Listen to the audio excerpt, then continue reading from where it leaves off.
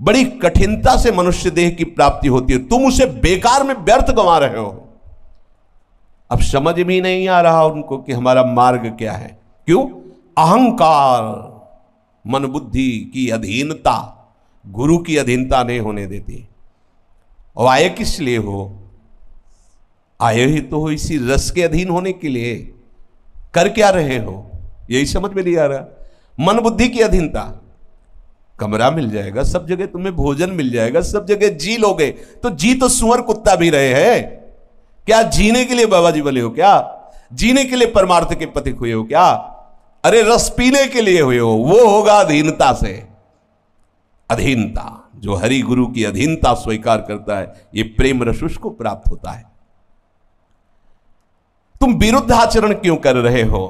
यदि तुम मर्मी हो, बड़े बुद्धिमान समझदार हो, तो मेरी बात मान लो, धर्मियों से अंतर मत रखो। श्री जी के जो प्रेमी रसिक जन है, उनकी आज्ञा का उल्लंघन मत करो। ये जो नित्य विहार रस प्रिया प्रीतम की अद्भुत रस माधुरी है।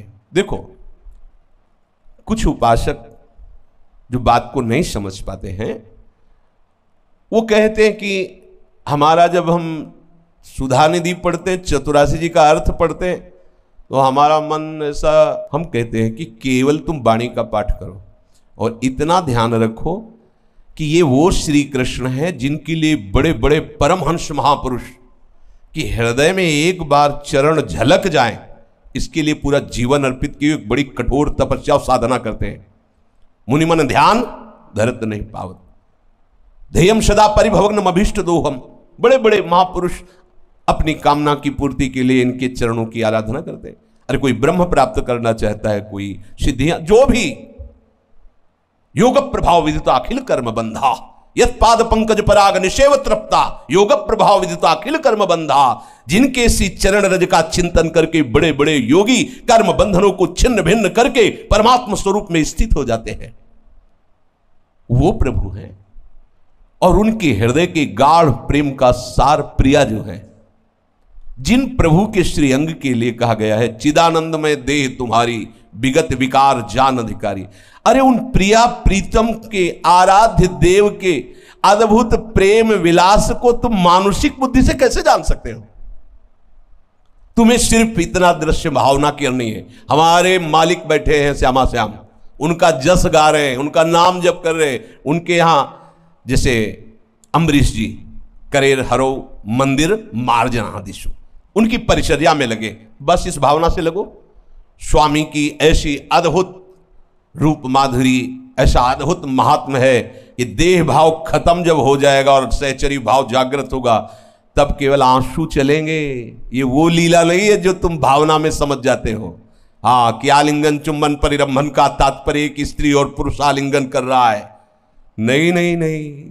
अगर ये रस होता है तो सब परमहंसों का आधार रस, ये फिर जितने महान त्यागी और घोर उत्कट वैराग्य से युक्त महापुरुष, वही इस अनुराग रस का किनका पाए और दहाड़ मार मार करके आनंद विकल होकर रोए। अगर ऐसा होता तो रोते क्यों?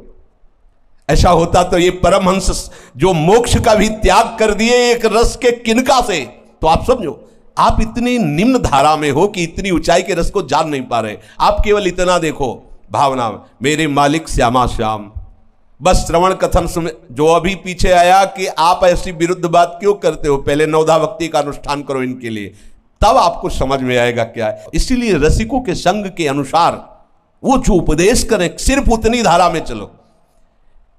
एक बार आज दो दामिन मिली बहसी, पूज्य सदगुरुदेव भगवान मानसरोवर में कई दिनों से महाराज जी के साथ, तो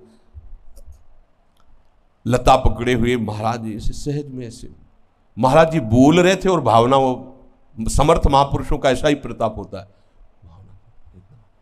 अब लोभ बढ़ा कि धीरे धीरे महाराज जी से हर पद की महाराज जी ने स्पष्ट पाठ करते, केवल गान करते रहो, बस गान करते रहो, वो सामने आएगा।